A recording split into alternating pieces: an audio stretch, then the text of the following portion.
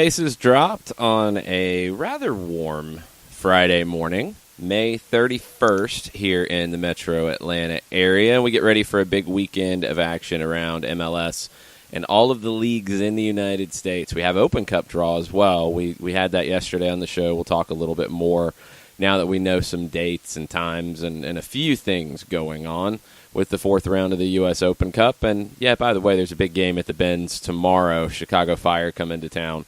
Doug Roberson, Mike Conti will be joining us to get set for that one. But all kinds of things with you this morning. You want to join the conversation? Tweet at us at Soccer Down Here and give us your thoughts on Chicago's visit. Give us your thoughts on the weekend around MLS. Give us your thoughts on fantasy advice because John probably needs it. You ain't kidding, especially after Piatti got injured again. Mm-hmm. And give us your thoughts on anything else in the world of soccer you would like to have a conversation about. I'm Jason Longshore. John's over there. John needs some help with fantasy as usual. So you had Piatti in your lineup, eh? Yeah, and he's locked in because it was a double weekend, so I can't get rid of him. And he's out 8 to 12 weeks with a new injury. Check.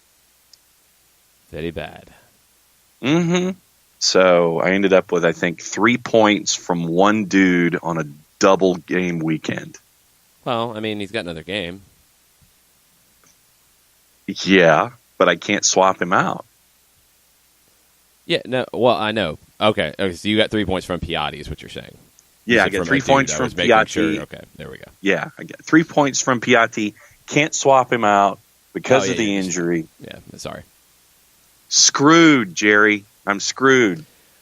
Do they do the automatic substitutions from somebody off the bench? But I guess that's only if somebody doesn't play, not if somebody's just better on the bench. Yeah, if somebody doesn't play, then they swap out. But I don't know if I don't know if that even qualifies because he's already played once and he won't play. But since he's played, is he locked in and he's given me points? I think that is the injury conundrum of this fantasy league. Oh no, it's not a conundrum. You're screwed. That's what it is. You're just flat out screwed. You can go listen to My Chemical Romance over in the corner and be angry about it because you'd be right there with Remy Gard and the rest of the Montreal Impact with Nacho Piatti just getting back from injury, and now he is injured again for a long time. Oh, it's even better. I didn't get any points from him. I thought I got 3, but that was Moreno. Okay. Oh, so I don't think he played on Wednesday. That's why I was very confused as to what you were saying. I don't think he played, period. So you might want to make sure you have somebody on the bench who might get some points for you this weekend, and then maybe you'll get those points. Well, you can change. Nope. You can change. Stop being a defeatist. Stop being a golf kid. When was the last time that Zambrano played for Portland? You could swap him out for somebody who could replace him on the bench who might play this weekend and get some points. So let's see, who's at 4.8 on my... Okay. While John's studying fantasy, because he's got a lot of work to do, we'll take a question from Bartimus Prime. Which Chicago Fire team do you think we will see tomorrow? How will Atlanta's offense continue to improve on Wednesday's performance? Interesting about Chicago because it is definitely Jekyll and Hyde when it comes to the Fire because... You see them in some games, and Matt Doyle had a good breakdown of this, and the armchair analyst from last weekend, where he talked about how you'll see one game and they're trying to dominate possession, you'll see another where they're stacking numbers behind the ball, you'll see another where they're in a 3-6-1, then they're in a 4-4-2, and it's all over the place. A couple things about Chicago. They have 0 wins on the road. They have 3 draws out of 7 matches, so they have 3 points out of their trips on the road. They're a team that gets a lot of draws because they give up a lot of goals first. They have conceded first 9 out of 15 times. In the 6 times that they scored first, they gave up an equalizer. So you're back to square one. It's bad. So, what do they do here? Well, in their 3 draws on the road, let's start there. Against DC, they went out 2-0, and then they gave up 3 goals. But they didn't sit back. They didn't put numbers behind the ball. They played DC more or less straight up. You had Nico Gaitan back in the lineup, which was a bit of a surprise. He was actually listed as out and then listed as questionable on the day of the match. You did lose Johan Kappelhoff, and things went downhill after that. Your other 2 draws on the road, Toronto and LAFC. You sat back, you put numbers behind the ball. One game, I think you had 28% of the possession. The other, you had 35, 36. You tried to find opportunities for 1v1s with your talented players up top, and that was about it.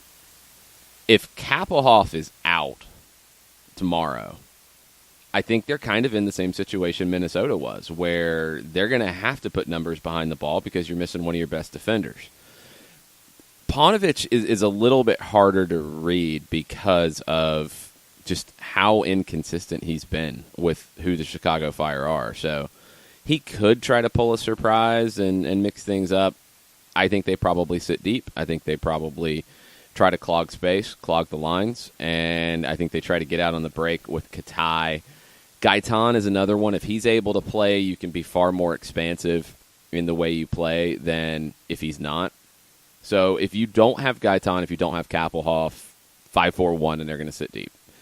If you have Gaitan or Kappelhoff, but especially Gaitan, maybe you try to play a little bit more. Because Nico Gaitan can be one of the best players in this league.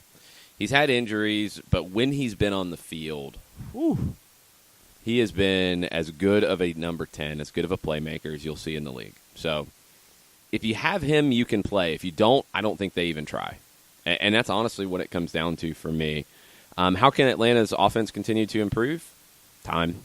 I honestly think it's just time. I think we saw more combination play, more different pacing in the build-up, a little more direct play, a little more diagonal play than we've seen at times. But I think we saw a team that just looked crisper and fresher.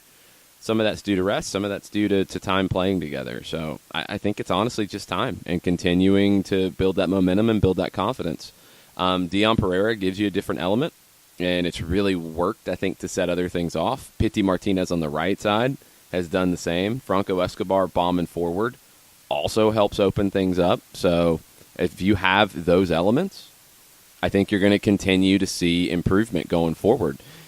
You know, Wednesday was a match that we have seen before with Atlanta this season where you're creating chances, and this time you got 2 in stoppage time to make it feel different than maybe it was.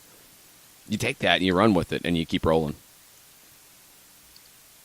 Did you figure your lineup out? Do you have some options for us? Looks like it's Ja'Cory Hayes.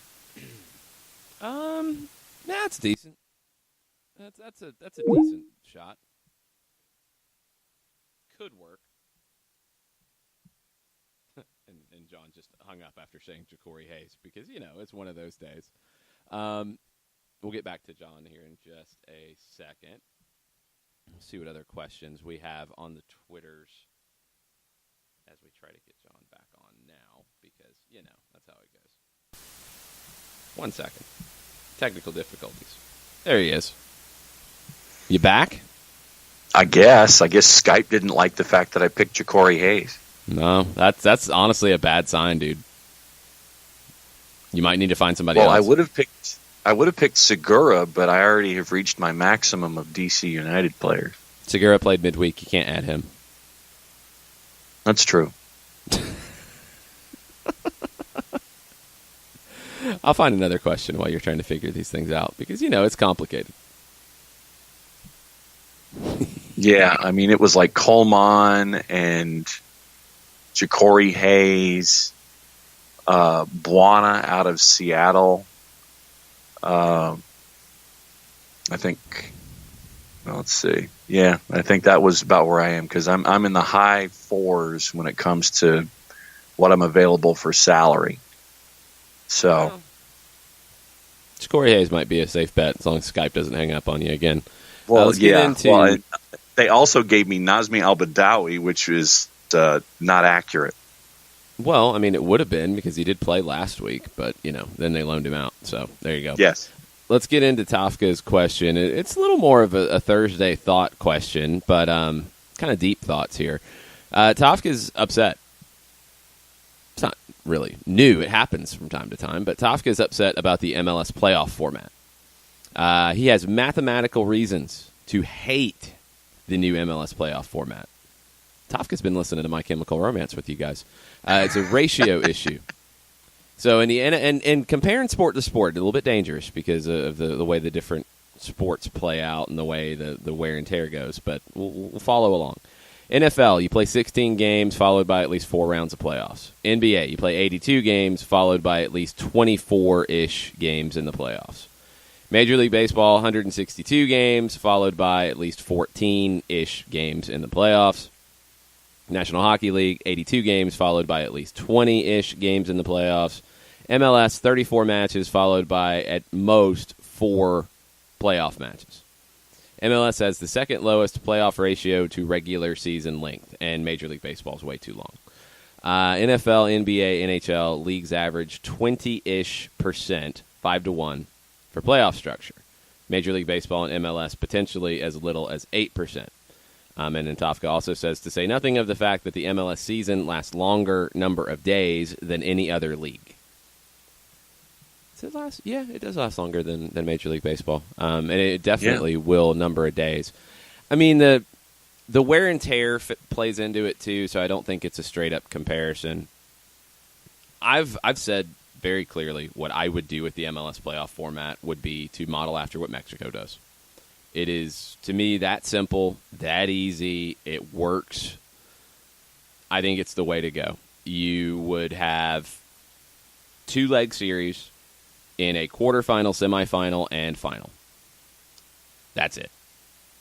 So, very simple. I would do 4 teams in each conference. You want to make the regular season mean more? Okay, here you go. If you're going to add all these other things for teams, you have the Open Cup, which needs to be more important. And if you have less playoff spots, I think the Open Cup becomes more important. You have the Leagues Cup that is going to expand. We know it is. And you're going to have opportunities for teams who might miss the playoffs, who could win the Leagues Cup. It happens in England, which does have a League Cup, which is a little different. But you have it. In Argentina, you have the Copa Argentina, you have the Copa de la Superliga, and you have a team that's getting relegated from the Superliga that's in the final on Sunday against Boca Juniors, Tigre. So Tigre did not have a good regular season, but they might lift a trophy. Okay, that's cool. So you're going to have those things now in MLS with a Leagues Cup that multiple teams will be able to participate in, with an Open Cup that needs to be bigger, and if you have less playoff spots, I think it becomes bigger. So cut it down. 4 in each conference, 8 total. You play home and away in each round. You play home and away in the final. You play on Wednesday, Saturday, or Thursday, Sunday. Done. Simple. I don't like the single elimination part at all. I think it brings way too much chance into something that, look, and I know a lot of people get really bent out of shape about having playoffs to begin with. I don't think that's going away. You don't play a balanced regular season, so you cannot determine the champion by the regular season. You're not playing every team twice. You're not playing every team home and away. So you're not going to have a true champion at the end of the regular season. The Supporter Shield is a great trophy, and it's a very important accomplishment, and that should be very important. But it's not a championship in the same way because it's not a balanced schedule like it would be in another league. So you have playoffs. You're always going to have playoffs. I don't see that ever changing. So why now are you making the playoffs even more of a coin flip in a single game? I'm not a fan. I think you need home and away, and I think you need less teams in the playoffs, more competition in the playoffs. That's the way I would go with it. Just me. Yeah, no, I'm a fan of home and away as well. The whole one and done thing for me is just that's not something that I've been a fan of. And so I've always liked the drama of the home and away, and now I'm not going to say added importance, but just the sense of urgency that is attached to that kind of stuff too. So, and I guess it's because of my perceptions colored from watching a lot of English soccer and things like that when it comes to playoffs. But no, I'm also a fan of the home and away. I'm not the one and done type when it comes to this kind of thing. I think the playoffs add a ton of drama. I think they're exciting. I don't know. Like I don't feel like just because other leagues do it that you have to do it that way. I disagree with that sentiment. The biggest thing is the way the league is structured currently, and if you see things completely change where you have a 20-team first division or a 20-team MLS 1 or whatever it ends up being, and you want to commit to 38 games and you play home and away, you don't worry about conferences, then okay. Then you can have a real conversation about no playoffs. But until then, you have to have playoffs. And I don't think it's going to go away from it. I mean, playoffs work pretty well for Mexico, and they have for quite a while. They work pretty well for other countries as well, even European countries. Believe it or not, there are European countries that do have playoffs. And no, not promotion playoffs. Those are a whole different thing. That's not even the same conversation, and some people try to lump that in. The United States, Major League Soccer, it has playoffs. You kind of have to deal with it, but you can make the playoffs be more meaningful. I'm not as hung up on the percentages as Tafka is, but I do want to see a better way of determining a champion in this way. And yes, in a lot of ways, having a champion through a 38-game regular season, it's why your top managers generally say that their league title is more important to them. It's a bigger accomplishment than winning the Champions League. The Champions League gets into a bit of luck because of who you draw, what your form is on that day. It's not as great of a representation over a whole season. All right. So you have to do playoffs here because you're not doing a balanced schedule to determine a champion. So make it more of determining who the better team truly is instead of a single elimination situation. That's what I keep coming back to. Yeah, and Tafka says 3 rounds for a high seed on single elimination is a joke in all caps. Thomas Jewin says, but more important regular season. I think the way that I would do it would make the regular season more important because you're cutting down on who gets in. Jewin also says, if you want to increase the importance of the regular season, give the higher seed home game first and toss away goal in favor of all aggregate draws go to the higher seed. Yes. Like in Mexico. That's the way I would go with it for sure. Okay, so we've had our Thursday thoughts kind of diversion.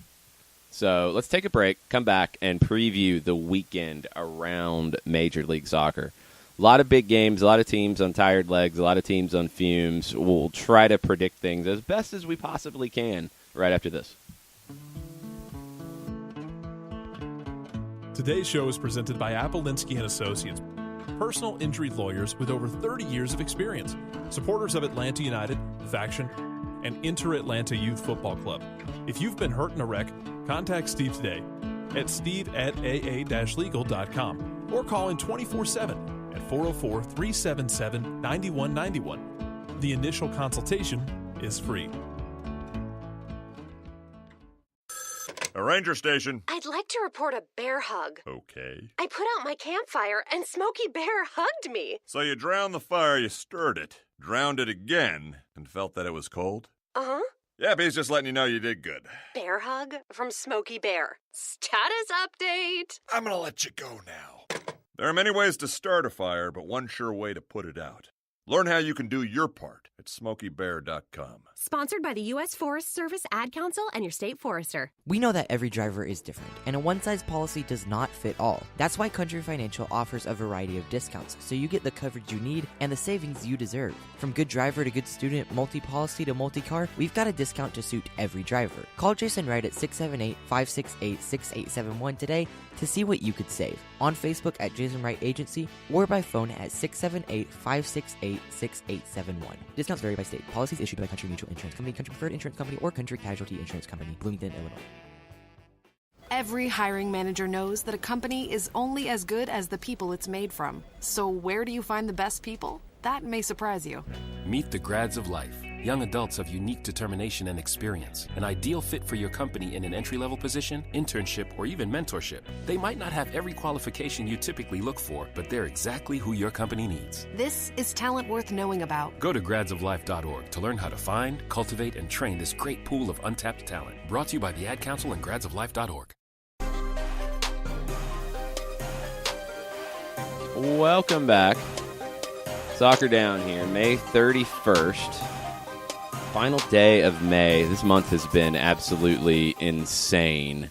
Yes. With matches and travel and all of the things. There's still one game left in May in Major League Soccer, and it is a Canadian battle du jour. Vancouver hosting Toronto. Toronto's been... Vancouver's been much better lately. They haven't exactly been lighting it on fire, but 3 wins out of their last 6, only 1 loss in their last 6. Toronto, meanwhile, 1-4-1 in their last 6. How you feeling about this match at BC Place? I don't know why Toronto has issues, and I'm just going to say against the Western Conference. I'm looking at this as Vancouver getting another result. I think that it's probably going to be something along the lines of maybe a 1-1 draw or something like that. But I can't pin Toronto down. And right now with the issues they've had against the West, I've got to lean toward Vancouver with their run of play. I think Vancouver wins. Toronto, doubtful Michael Bradley plays. He's got a hamstring strain. Osorio is probable. Missing Bradley, it just changes everything about the way Toronto plays. So I'm not seeing it.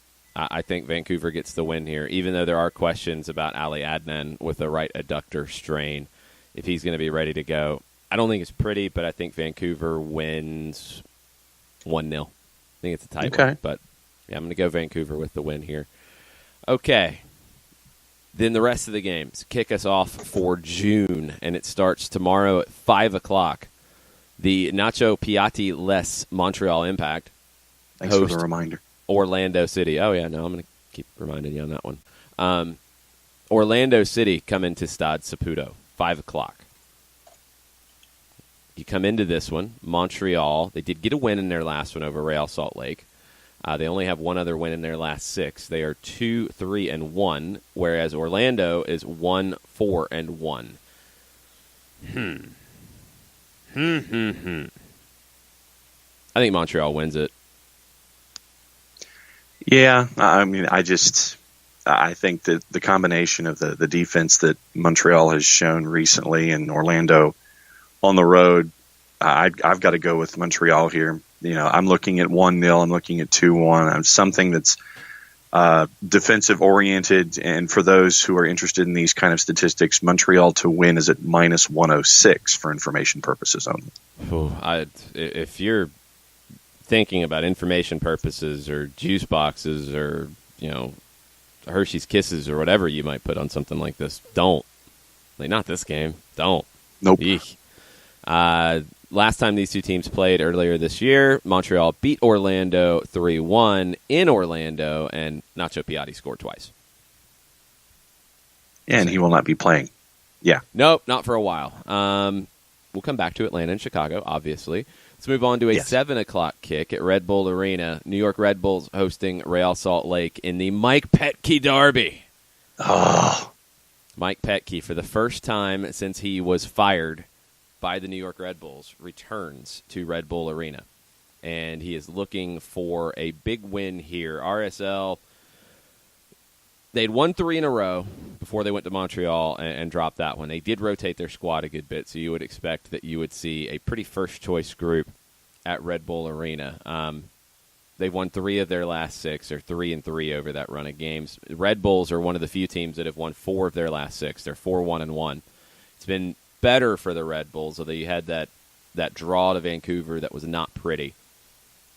There's going to be a lot of emotion in this one, and I think you're going to see a Real Salt Lake team that wants to do right by their manager because, that whole situation, did it ultimately work in a lot of ways. It did. Jesse Marsh did a very, very good job for the New York Red Bulls, but the way it happened and when it happened, and Petke being a New York guy and having success with the Red Bulls, not like he struggled. I mean, he was coming off of success and he was fired. It left a bad taste in a lot of people's mouths. So I don't know how much he is going to play that up. I'm going to assume not much. But I think his players are going to want to get revenge for him because I think he really inspires those types of emotions from his players. I think players really play for him. So no doubt. This one could be pretty spicy. Yeah. Once again, for information purposes only, the average, looking at 3, 6, 9, 10 separate establishments that do this kind of juice box betting. Yes. Yeah. Juice box monitoring gives it an average of minus 154 for the Red Bulls, going as high as minus 167 and as low as minus 143 for the straight up win. So I don't want to click on 48 more juice box arbiters. You're good. But I've got to go with Red Bulls here. I think it's probably going to be I think it's got to be another 2-1-ish kind of a thing for me. I think it's going to be a draw, but man, if I had some juice boxes, Real Salt Lake feels like it could be an upset special this weekend because of the emotion in it, which is hard to quantify. I do think that Salcedo and Savarino cutting inside, shooting from distance, type of players that the Red Bulls can have some problems with. Red Bulls they've got to press and keep the ball from Salcedo and Savarino in those dangerous spots. Keep the ball from Rusnak. If they do that, Red Bulls will win. But if Salt Lake can break the press, I think RSL can actually get a win here. I don't know if they can do it consistently enough. If I was picking for prediction purposes, I would go draw, but that could be an appealing upset special. It really could. Okay. In Ohio, Columbus hosting NYCFC. NYCFC 4-0-2 in their last 6. Columbus 1-5 in their last 6. They're on a 3-game losing streak. They lost to Colorado Rapids. NYC, I mean, they're 4-1-7 on the year. They've got a lot of draws.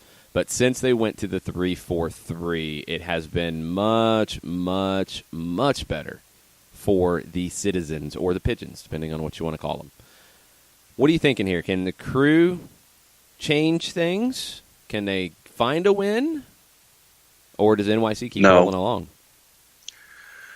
Once again, for juice box purposes only, the Crew on the aggregate for a win are anywhere from plus 129 to plus 144.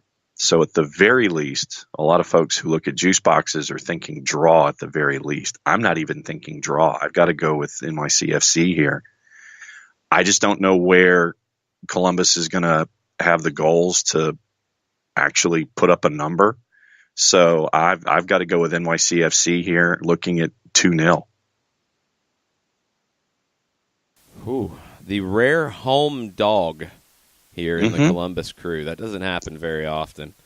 NYCFC has won at the former Crew Stadium, Mopfre Stadium. They have won there before. Columbus leads the series with 2 wins and 2 draws. You see a home underdog, and you really want to say, "Oh, okay, this is a spot to pick up some juice boxes." I don't think it is for the Crew.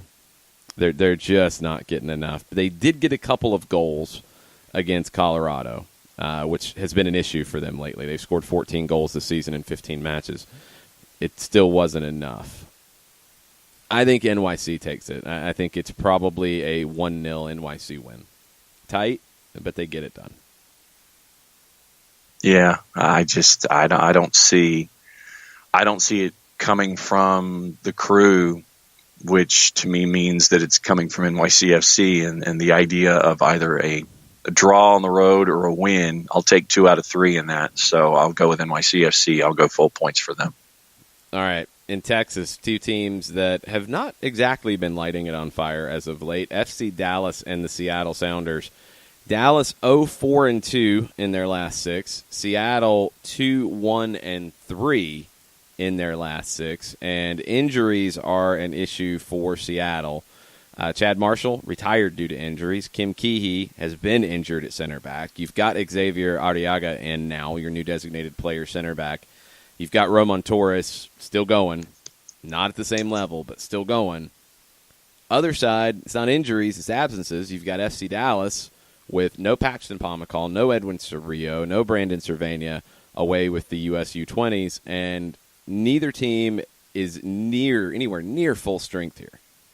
So this feels like an absolute toss-up. I think Seattle's got more talent available, but they've got bigger absences in more vulnerable spots. So I don't know. Flip a coin. Yeah. Jared is telling you not to bet MLS ever. Well, that's a good rule. That's definitely a good rule. For Juicebox purposes only, for FC Dallas to win, it is anywhere from plus 114 to plus 129. So I'm leaning draw at the very least, probably 1-1. Draw would be the safe play here, I think. I think that would be the safe play. It's just so hard to get a read on either one of these teams right now, with a lot of missing pieces. I think there will be goals. I think it could be a pretty entertaining game. But, yeah, I would go draw as well. 2-2. DC United hosting the San Jose Earthquakes at Audi Field. 8 o'clock kick from the nation's capital. DC 2-1-3 in their last 6. San Jose 3-1-2, including back-to-back wins. Do Jarrett Smith's Quakes keep the good times rolling? No, because it's another trip from the West Coast to the East Coast for me. Once again, Juicebox purposes only. For DC United to get a full result, it is anywhere from minus 105 all the way up to minus 125. So the average is minus favorite. 1. Yeah. So the highest is minus 105. The average is minus 111. But I'm looking at just having to pack up your bags and head east all over again. I'll go 2-1 DC United. I'm going to go 2-1 San Jose Earthquakes. Because, whoa! Yeah, they had to travel, but they didn't play midweek, and DC did. And I really think that San Jose and the style that they play can exploit those situations maybe better than anybody else in the league outside of the Red Bulls. So I think DC is going to be a little sluggish because they had to battle in the 3-3 draw with Chicago, and True. San Jose takes advantage. I think San Jose wins 2-1. Wondolowski gets another goal because he is in Fuego. Yes. In Fuego. All right. Let's see what we have next on the agenda. Colorado Cincy? Yes. I was getting there. We'll go to Colorado, Commerce City to be exact, and Cincinnati coming to town. Colorado 2-3-1 in their last 6, but they have not lost in their last 3. Cincinnati 1-5. The Connor Casey effect. Can it continue here? I think it does. I think Colorado wins. Yeah. I've got to go with Colorado here. Once again, Juicebox purposes only. Range is anywhere from even money for Colorado to win all the way up to plus 116. So your average is plus 110. But I just think that Cincinnati just Yeah, and I mean that's great scientific analysis, isn't it? Cincinnati, Yeah, pretty much. So I got to go with Colorado here. I'll go 3-1. Yeah, and by the way, MLS website, can you guys get your previews up? I mean, game's tomorrow, and there's not a preview for that one. Poor Colorado and Cincinnati, it's sad. The late game tomorrow, Portland reopening Providence Park, hosting, a certain team. It's at the top of the Western Conference, LAFC. This is your game of the weekend, for sure. Mm-hmm. What are you thinking about this one? Portland comes in. They have won 4 of their last 6 on the road. They're 4-1-1. LAFC 3-0-3 in their last 6. What are you thinking about this one? I've got to go with an entertaining draw. Juice box purposes only. See, Portland to win only. Anywhere from plus 195 to plus 210. Wow. Yeah, I know. Okay, you're looking for another one that is appealing for juice boxes. I could absolutely see Portland winning this match. And for LAFC to win, it is anywhere from plus 110 to plus 123. So a lot of draw. So draw is your prediction here, according to the juice box purveyors. Yeah, well, the juice box purveyors have Portland with the draw option from plus 260 to plus 287. Sorry, to plus 290. Well, okay. Now make sure you're being clear here, because I mean, Portland. If you're picking that, you're picking Portland to win or draw. Yep. Yes. Okay. So, but what we're saying, and let's not complicate it. If both teams are in the plus, the draw would be the one that the prognosticators are saying will happen here. Yeah. I think they are wrong, and I think Portland does win it. I really think that can happen here, because the Timbers, I mean, it's their first home game of the season. Yeah. Like, it's the first time they play in front of the Timbers Army, and there's going to be some rowdiness in Oregon tomorrow night. So I want to see what the tifo is. I think the emotion of it will help the Timbers along, and they've been playing really well lately too. So I'm going Portland to win outright. Yeah, see, and if you went juice boxes, you'd be at basically plus 200. That's a really appealing one because of the situation with it being Portland's first home game. But no, I think they can win this outright regardless. Far out. I think it's going to be a draw. I'm leaning more toward that myself. But, yeah, I mean, the LAFC to win was plus 110 to plus 125-ish. So, but I'm thinking draw, and you're thinking Portland wins. So you might be ahead in the juice box derby there. Yeah, we'll see. Minnesota United on Sunday hosting the Philadelphia Union. Philly, man, 3-1-2. That sounds great. In their last 6. Last 3, 0-1-2. And some disappointing results in that last 3 as pressure getting to them a little bit. I don't know. We'll see. Minnesota played pretty well in Atlanta. Could not get it done, but they've won 3 of their last 6. They're 3-2-1. They've been good at home. This feels like a draw to me where they cancel each other out in a lot of ways. Yeah. For juice box purposes only, range for Minnesota to win is plus 129 to plus 145. For Philadelphia, Minnesota's the home dog. Yeah, well, and that's a little surprising. Yeah, so it's I've got to go. I think Minnesota gets the win here. I really do. They could. They could. Philadelphia. I've been on the Philadelphia train most of the season, but these last 3 matches have scared me a little bit. So I am stepping away from the train and going back to the platform, and we will watch. Gonna wait for the next what one. Philadelphia does. Yeah, I'm gonna wait for a couple of matches to see who Philadelphia is, if they can deal with being at the top of the conference, and if they can also deal with hearing some other trains off in the distance, like Atlanta, like the Red Bulls, like NYC. Chasing and starting to gain some ground. So we'll see if the Union can handle that. Last game of the weekend is Sunday evening. LA Galaxy hosting the New England Revolution. There's still questions on if Bruce Arena will actually be on the touchline for this one.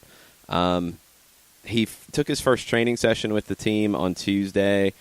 You know, it's kind of a weird situation going up against the Galaxy, his longtime employer, so maybe he just doesn't even want to deal with that, and he's going to wait and take over after the break.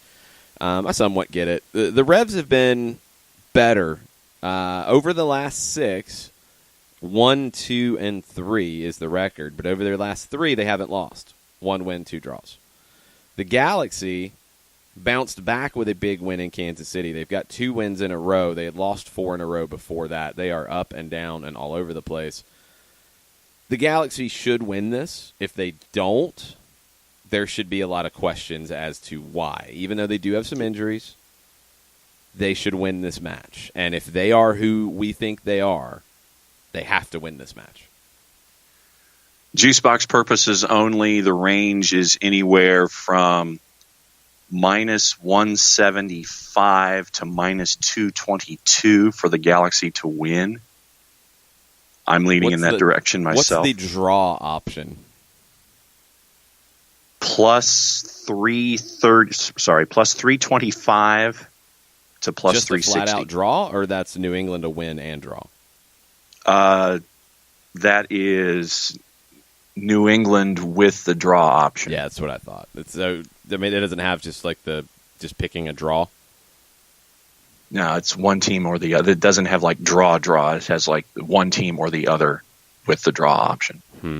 Yeah, I mean, if you want to get squirrely and think maybe New England could force a draw here, sure, that's unlikely but possible. I think the Galaxy have to deal with this match and have to deal with the 3 points. They have to get it. If not, then you've got questions as to how much of a contender they really are.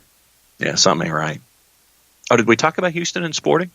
We did not. Houston hosting Sporting on Saturday night. This is an interesting one. Kansas City is starting to get healthy a little bit. Not much, a little bit. Houston, Albert Ellis is a big question mark here. I don't know if he's been officially ruled out as of yet.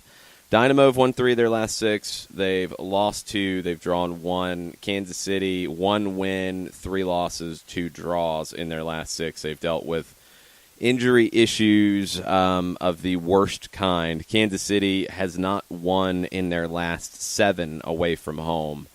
Houston has scored at least 2 goals in 6 of their last 7 at home, and they've won 6 of their last 7 at home. Feels like a Dynamo win. Yeah. And juicebox purposes, anywhere from minus 101 to minus 118. I'll go in that direction. Houston 2-1. Yeah, feels like a Dynamo win. I'll go 3-1 on it. I just think Kansas City doesn't quite have enough yet. All right. That's our MLS preview for juicebox purposes, always. And we're going to take a break here. We're going to get Doug Roberson on the line a little early this morning because Frank DeBoer and players are going to speak to the media in a bit. So we're going to get Doug on the line, get his prediction for Atlanta and Chicago, and we'll talk about kind of where things are with the Five Stripes as we head into that one. Hang out with us. We'll be right back after this.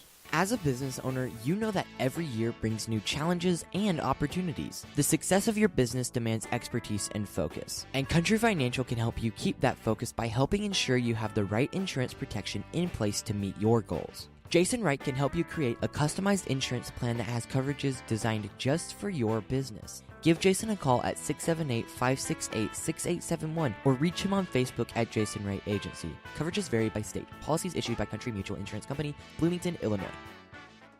Got issues with youth or high school sports? Positive Coaching Alliance can help. PCA is a national nonprofit working to transform youth and high school sports so that every child has a positive character-building youth sports experience. PCA provides live and online workshops to train double goal coaches whose first goal is winning and whose second, more important goal is teaching life lessons through sports. PCA also has workshops for parents and high school student athletes. For more information, please visit positivecoach.org. If you've been hurt in a car wreck, contact my friend Steve Apolinsky of Apolinsky & Associates. He's been representing individuals for over 30 years throughout Georgia and Alabama. Email him at steve@aa-legal.com or call him 24/7 at 404-377-9191. The initial consultation is free.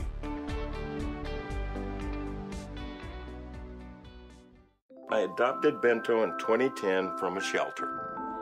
This cat makes me make art. He's always motivating me to draw pictures of him. He just is motivating artistically. He's my best friend, but a lot of people know him as Keyboard Cat. Keyboard Cat, YouTube star and shelter pet. Amazing adoption stories start in shelters. Start yours today. Visit theshelterpetproject.org to find a pet near you.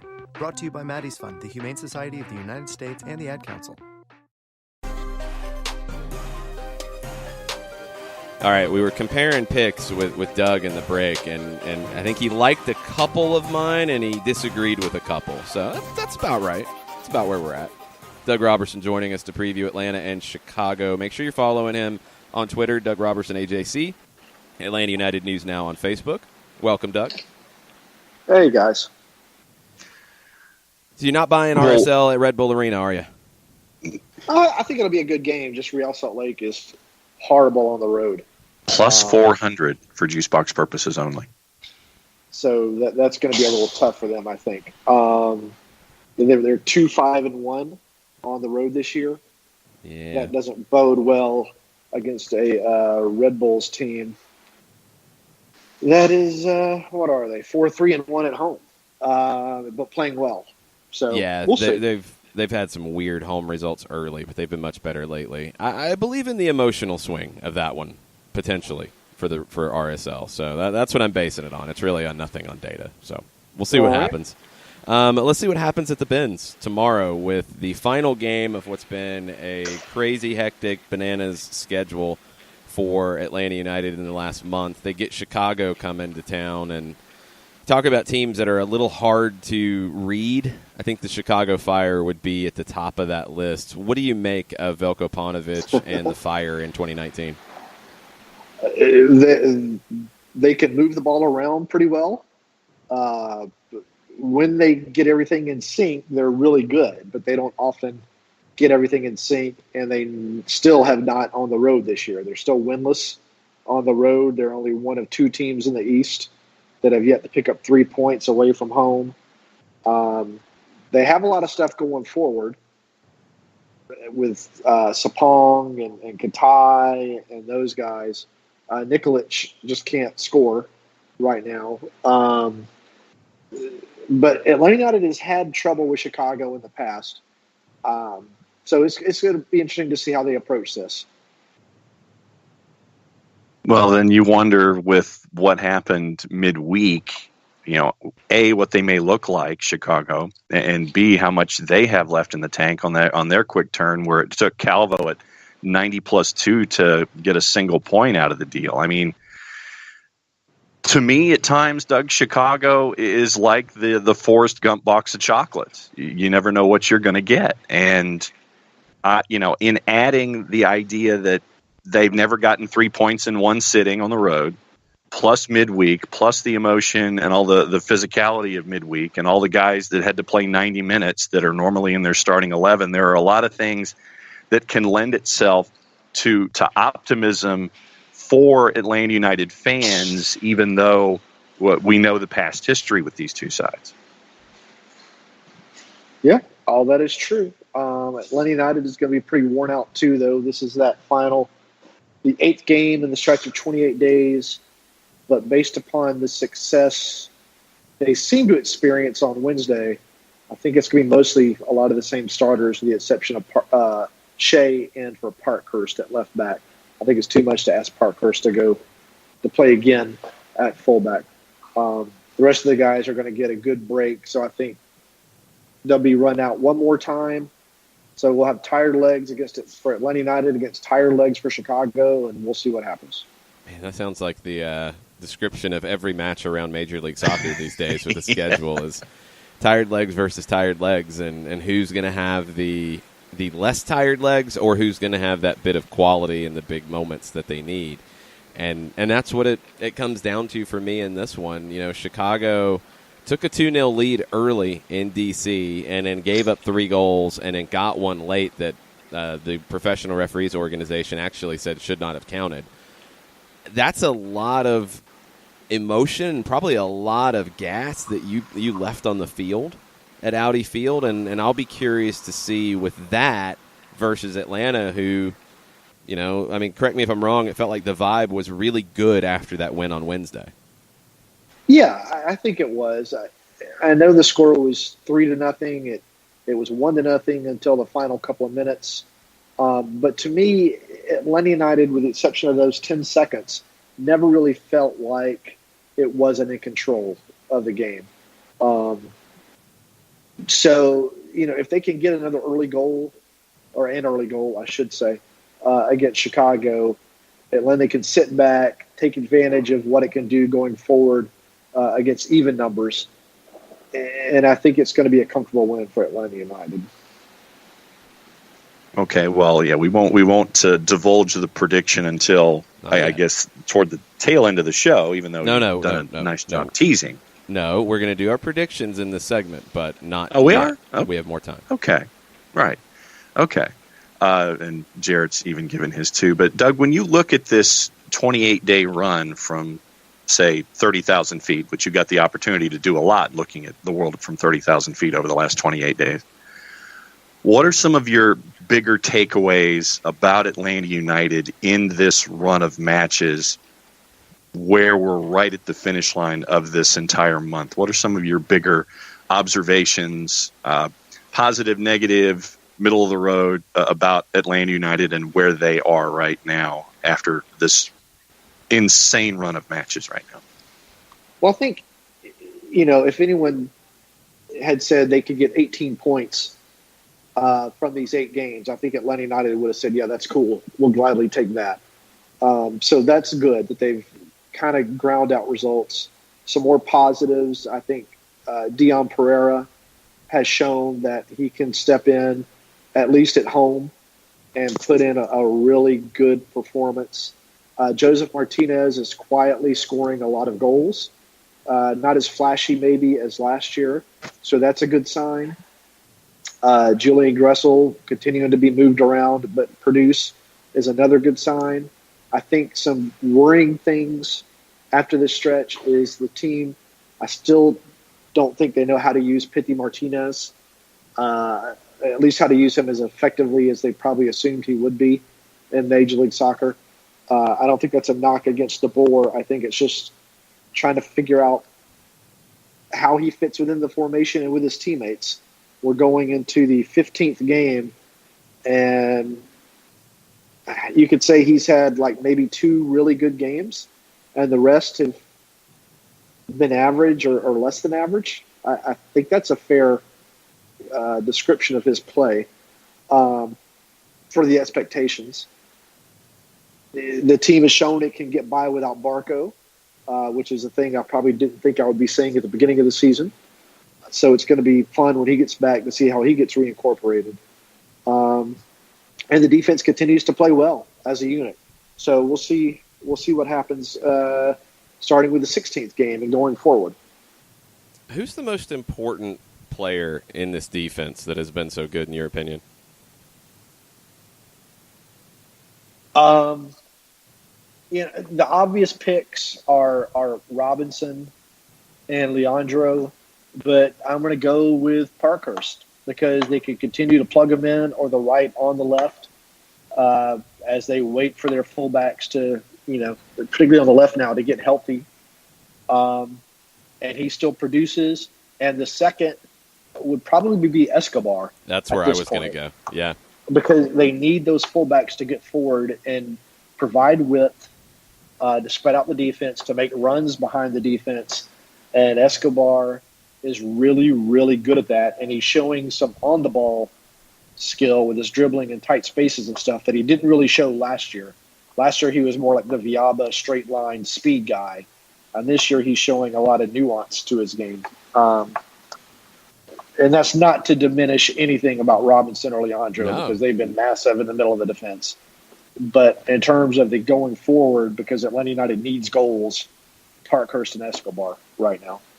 Yeah, it's funny how, you could pick any of the 4 and make a very credible case for every one of them that they are the most important member of this defense. That's how good it's been in 2019. That's fair. One more, John. Who has, as we come up toward Gold Cup break, and this might be a short list of folks, who has impressed you the most this season? And you can qualify that however you want. But who in this roster has impressed you the most this season so far? Probably Robinson, simply because of his consistency. If Barco had been here for the past, how many games he's missed? 6 games. However, I think that's right. 6 or 7 games he's missed. It would probably be Barco, assuming that his production would have maintained its consistency. So Robinson, my assumption before the season was that he was going to get more playing time, but it was not that he was going to beat out Parkhurst to become the starting center back, a guy who should be in the MLS All-Star 11, a guy who is pushing for a best 11 by the end of the season, particularly if Atlanta United keeps posting shutouts at the rate that it's doing right now. I think if he continues to play well, if he continues to show that he can play with the ball at his feet, someone might come in for him from a league in Europe, even maybe this summer. Probably more likely December or January, I should say. But he's been, to me, the most impressive player. Yeah, he's taken the biggest jump for sure. All right. If you have not voted on the Bailey Daily poll, JBailey86, we've retweeted it from Soccer Down Here. You can vote on your pick for Atlanta and Chicago. Jarrett Smith has chimed in. 2-1 win for Atlanta this weekend. Both teams tired. Atlanta not traveling makes the difference. Chicago sits deep and tries to defend. I think Chicago will sit deep. John, what do you think is going to happen here? I think Chicago will sit deep, but I'm looking at it being 2-1 Atlanta United. And why am I not surprised? No, I know.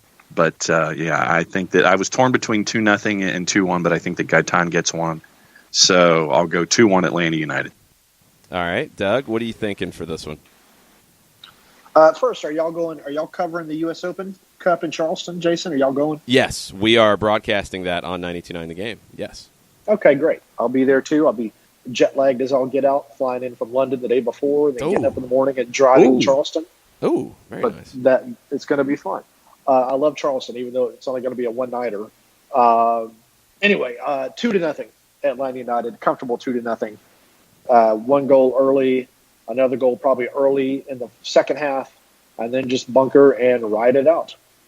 Yeah, I'm 2-0 as well. That's where my head's been with it. I mean, you look at the numbers, and these are all pretty strong numbers. Chicago has not won away from home in 19 matches. Same manager for all of them.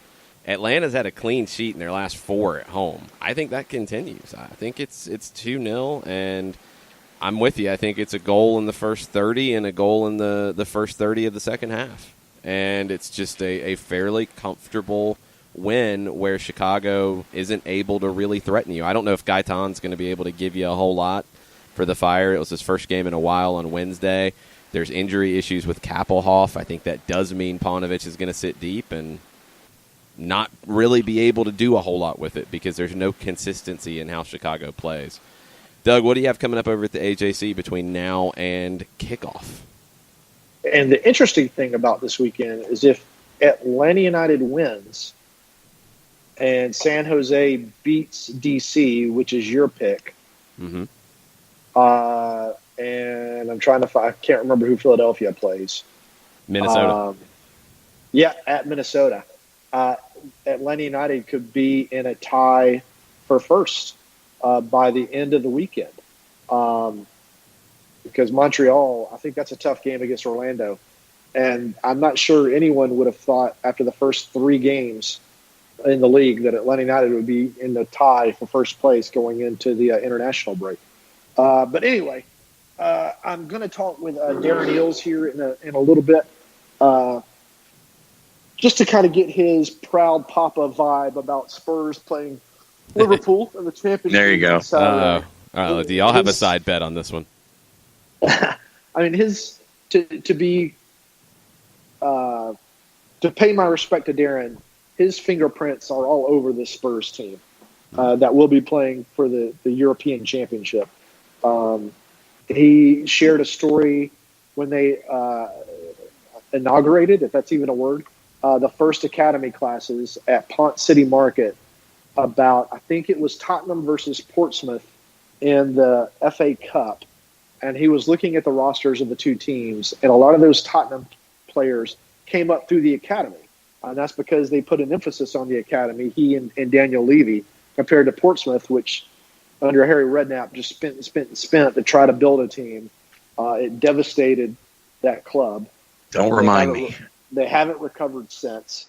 And so he's got to be feeling a paternal sense of pride, and I think it's kind of the same thing.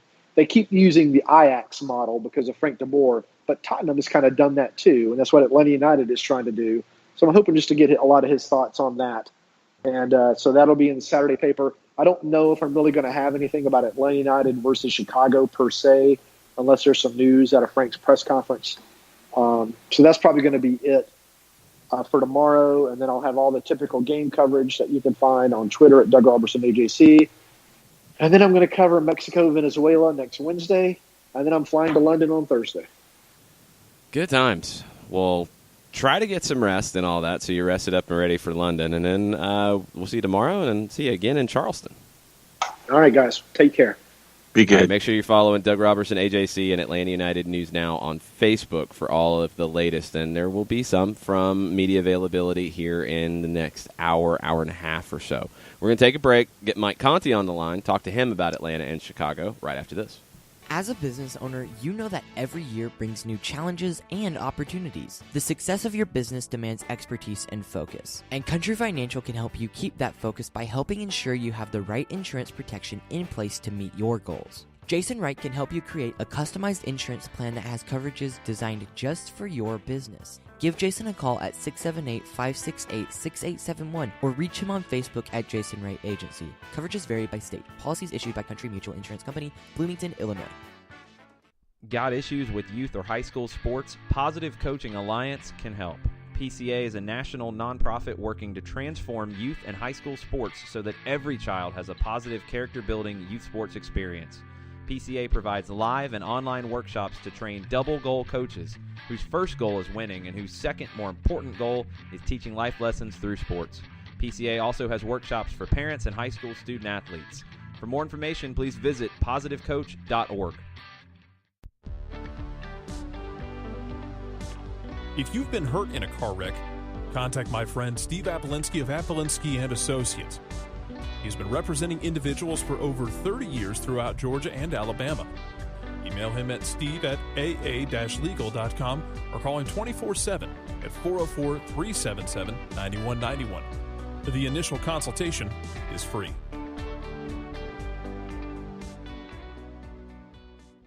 I adopted Bento in 2010 from a shelter. This cat makes me make art. He's always motivating me to draw pictures of him. He just is motivating artistically. He's my best friend, but a lot of people know him as Keyboard Cat. Keyboard Cat, YouTube star and shelter pet. Amazing adoption stories start in shelters. Start yours today. Visit theshelterpetproject.org to find a pet near you. Brought to you by Maddie's Fund, the Humane Society of the United States, and the Ad Council.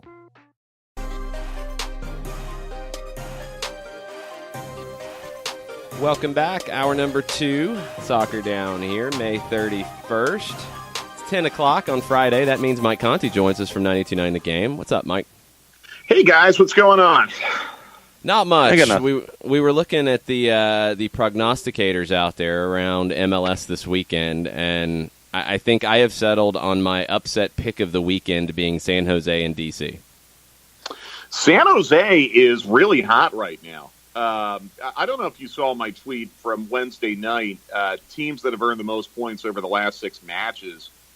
And I want to say the Quakes are in that group with New York City, Atlanta, still Philly a little bit, Red Bulls, obviously, LAFC, San Jose, Vancouver, Portland. San Jose's in that group. They're playing well.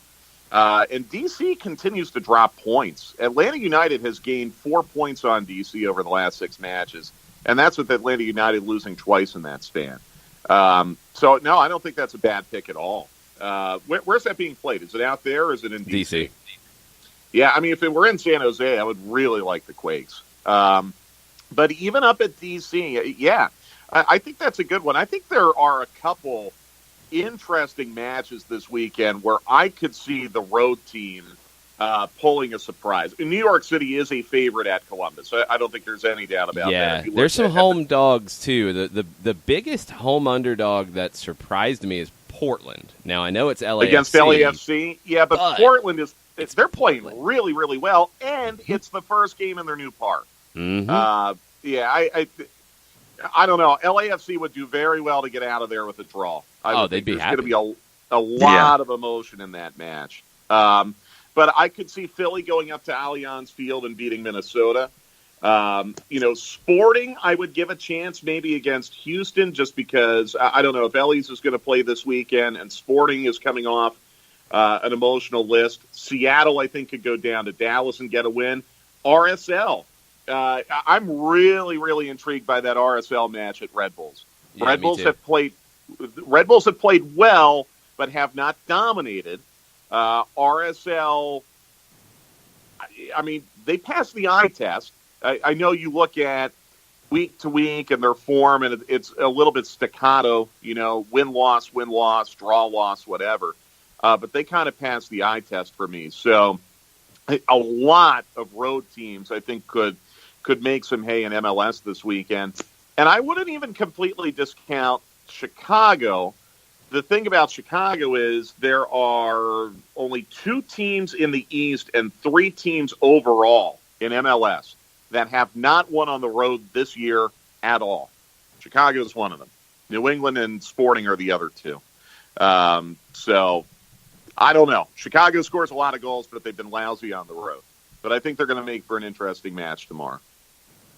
Yeah, you had mentioned some of your upset specials or underdog picks, and since we did it for juice box purposes only in hour number 1, Sporting to win at Houston averaged out at plus 271.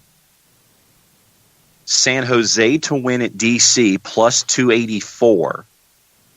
RSL to win without the draw option at Red Bulls plus 400. And your Portland was Portland to win at home plus 202. Woo. Well, it's a good thing that I don't bet on sports at all, let alone on sports that I cover, because those are some tempting numbers. I think RSL, they're the longest of the long shots of teams that could go on the road and get a win, but I could see them getting a draw at Red Bull, no problem. Sporting's the one that really stands out to me just because they're starting to get it together. They're starting to get healthy. They're starting to build confidence.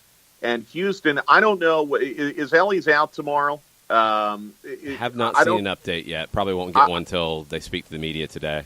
Yeah, I just, now suddenly they're having a little bit of trouble scoring goals, and that injury bug that always seems to hit them.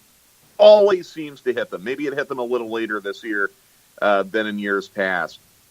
That's one that really kind of stands out to me because that Peter Vermes is going to be able to come up with a plan for anyone. Basically, and finally have 18 guys on his bench for a change. He's got, and to him, that's got to feel like he's going to play with 12 men out there on the pitch, right? Because they've just been so hamstrung injury-wise all year. So I'm keeping an eye on that. The fortunate thing is that one will be getting going as we're signing off tomorrow night. So there are a lot of really good matches that start at 8 o'clock tomorrow night, Atlanta time. DC, San Jose, Houston, SKC, Portland, LAFC, if I can stay up that late. That's going to be a lot of fun to watch. I know that's on ESPN too. So this is a good kind of little final burst to go into that international break for this league. You've got a lot of very intriguing matchups all kind of stacked up against each other. And then you kind of push most of the teams in the U.S. Open Cup. Some of the teams are going to play through the international break. And in the case of Atlanta United, they'll push them into a week off and then a match at Charleston. What do you think about the Open Cup draw from yesterday? I mean, it is what it is. I know a lot of fans are kind of frustrated. Why do we have to play Charleston every year? I keep trying to explain to people, as long as Charleston is still alive in the fourth round, you're going to have a 1 in 3 chance of playing them because they're just always going to be in that Atlanta pot. I know it's a totally blind draw, right? Yeah. Totally blind draw. Yeah. I thought it was interesting that 3 MLS teams were sent to USL teams. Chicago, attendance problems. Orlando, never has drawn well for Open Cup. They usually don't even put into host, actually. That's happened before. And that might have been the case here. That might have been the case here. Yeah, we don't know. And it might have been the case for Chicago. Unusual that Atlanta was the 3rd MLS team in this completely blind draw, totally blind. Yep. But I literally mean blind because we weren't able to see a video of it. No. And I don't know no if there were any Voltrons or cameras in anything. there. So it literally was a blind draw. I just find that very, very interesting that, you know, you had, I think, 13 MLS against USL matchups this round, and 10 of them came out with the MLS team hosting. 2 of the MLS teams not hosting likely did not put into host. And then Atlanta. I don't know. I'll ask some questions tomorrow. It's just strange. It's awesome for Charleston. And it's awesome for fans who are going to get the chance to go. I know it's a Tuesday night, and that's going to make it tricky. But what I'm hoping for, guys, is that if there are pockets of Atlanta United supporters, and I know they exist, in Augusta, maybe in Savannah, maybe in, kind of southeast Georgia, the Statesboro area where Tormento is doing very well. Really cool opportunity for those types of fans to make a 90-minute drive and get there. And that's kind of what I'll be curious to see on June the 11th, if there is that kind of turnout. I mean, they're talking about this. I was taking a look at some Twitter feeds last night, some timelines of some TV sports reporters in Charleston. I mean, they think this is the Super Bowl for them, and it is. You have the MLS Cup champion coming to MUSC Stadium. That's awesome. It's a really good opportunity for Charleston to host. I'm sure they'll get a great crowd, and I think it's going to be a tough game. I think it's going to be a really tough game to go on the road and play in an atmosphere in which you're not accustomed to playing. The roster will be very curious. I don't know who will be your striker because Joseph and Romario Williams will both be on international duty. You can only have 7 international players, so it will be tricky for Frank DeBoer to figure that out. And having to go on the road when you have been on the road so much since the start of training camp is just one more little twist of the knife. There has been a real lack of luck this year for Atlanta United when it comes to a lot of different things. Going out to California to train for 2 weeks and having it rain on you the whole time. Opening your season in D.C. in a quagmire. Going to Columbus and having to play water polo. Bello gets hurt basically for the entire year to this point. Tito gets hurt. Barco is absolutely peaking in every way possible, and then you lose him. Like, you've just had so much bad luck. And this is one little more twist of the knife to have to go on the road, it feels. And I asked Doug this question when he was on in the first hour, and I'll ask it to you since we are finally getting to the end of this run from hell over the last 28 days with all of these matches and all this schedule compression and all this short period of time. And you mentioned the bad luck that Atlanta United has had in the season overall. But from 30,000 feet, what are some of your other takeaways of this run that Atlanta United has been on, where they still will have matches in hand and still have room that they can make up toward the top of the ladder in the East? It's been incredible, actually. Really, and John, if you think about it, there is a possibility that Atlanta United could be in first place going into the international break. I mean, who would have thought that? Going into New England where you had still not won a league match and fans were really starting to grumble, and then you had the disappointing result to Dallas, and everything was just so forlorn. And you knew you had these matches in hand, but, I mean, if a couple things go your way, if you beat Chicago, Montreal, they play midweek against Seattle, and they play Orlando home tomorrow. But if Montreal were to lose to Orlando, if Philadelphia were, or even draw with Orlando, If Philadelphia does not win against Minnesota because you might make up goal difference on them, and then D.C. loses to San Jose in your upset pick, Atlanta United goes into the international break in first place. Incredibly, as long as they beat Chicago. Because Atlanta United right now is +5 in goal difference. So now I guess DC, their goal difference is +12. So that San Jose would really have to rout them, I guess. But you could be tied for first on points and leading in points per game. In fact, in the conference, you're second in points per game right now.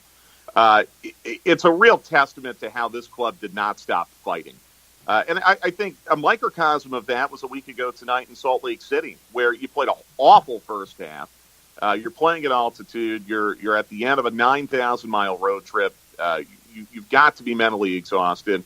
And you come in and you keep fighting, and you put yourself in a position to get a point. Then something breaks down right at the end, but you kept fighting. And that's one thing that has really stood out to me about this team this year, even through all the adversity when it was, lost Herediano, win Herediano, lost DC, the loss at Monterey, the awful game you played against Cincinnati. You kept fighting. Then you turn around and you have one of your best performances of the year at home against Monterey. Then you get a really good draw against Philly. You kept fighting.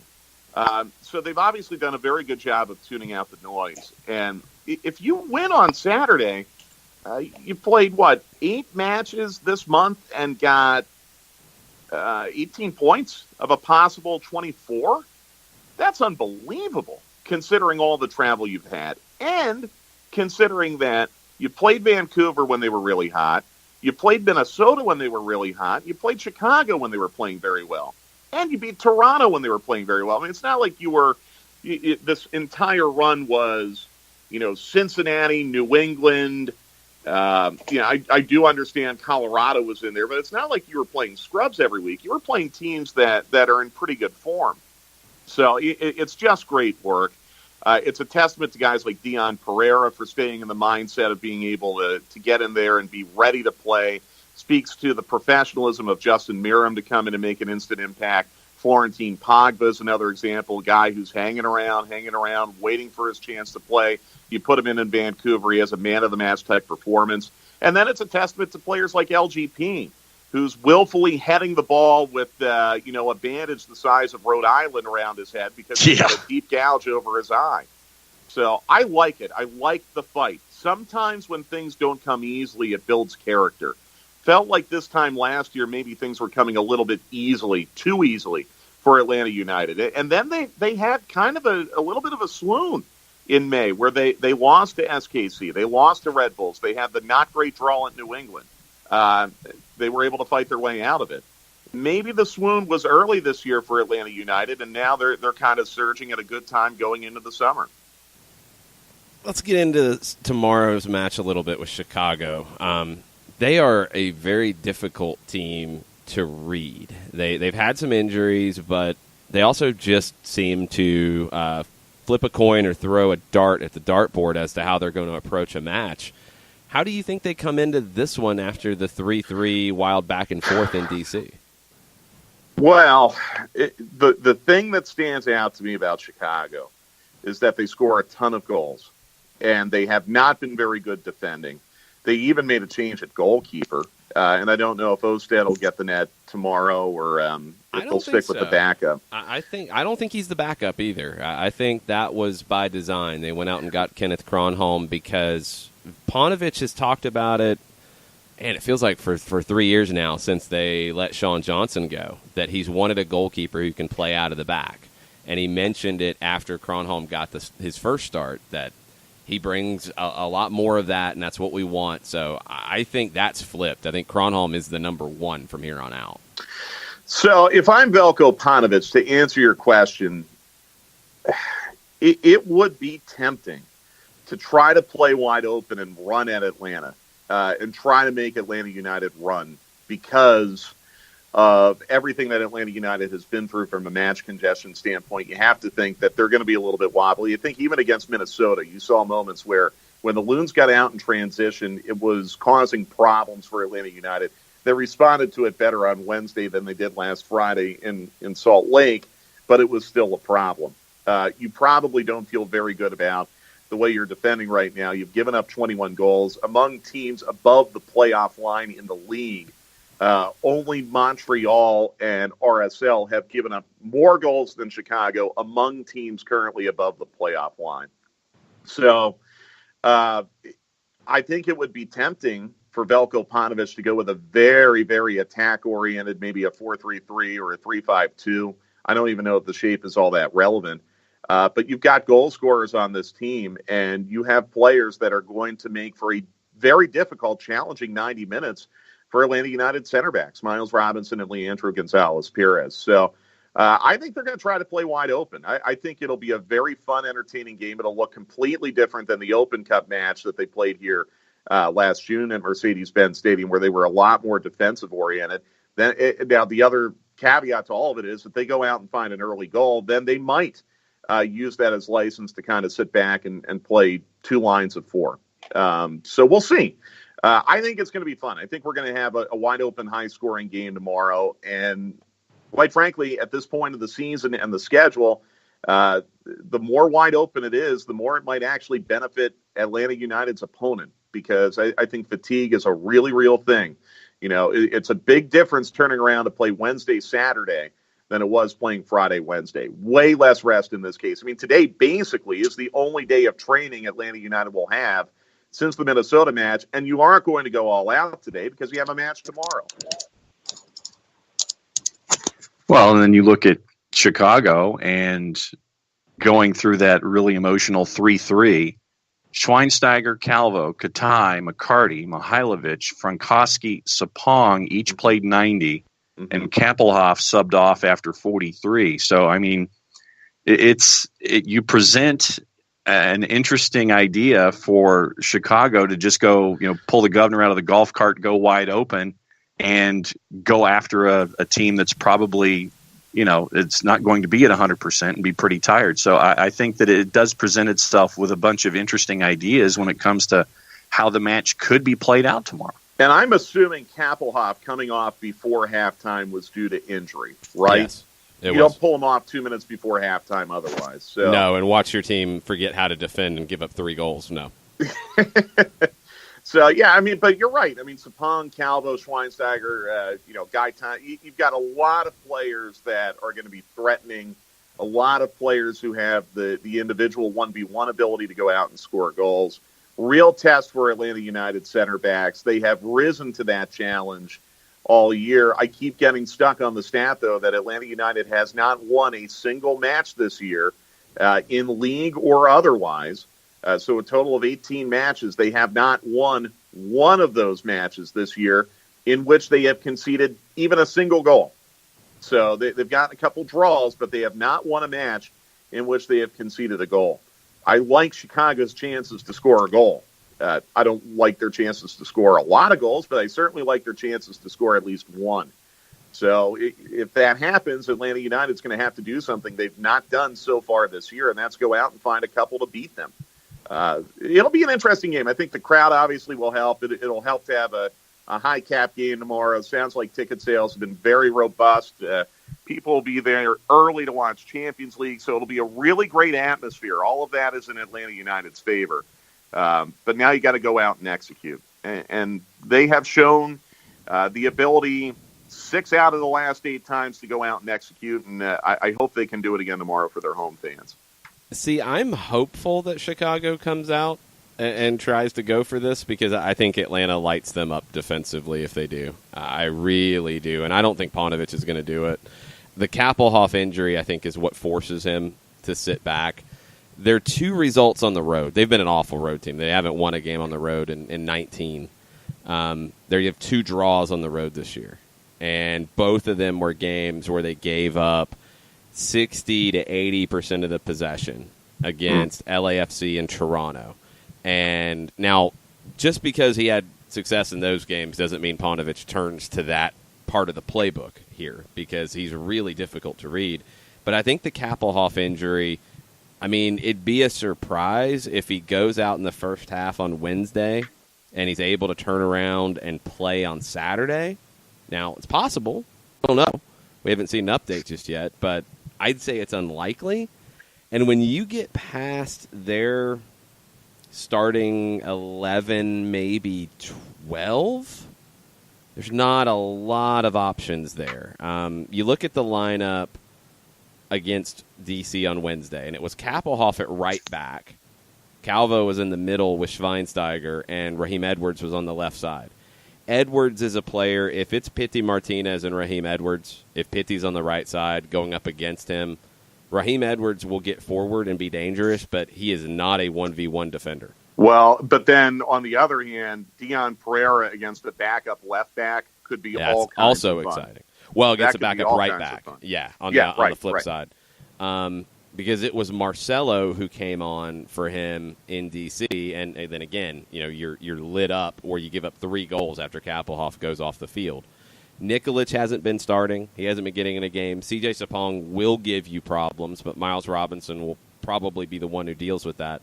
Gaitan's the other one. If Gaitan is in the team, you have a lot more options. But he made his first appearance in a while on Wednesday. What's he going to have for Saturday on a quick turn? I think they sit back and try to just stack numbers behind it and try to extend the game as long as they can to where maybe Gaitan's a second-half sub. Maybe you go to 2 up top with Nikolic and Sapong and try to play long ball.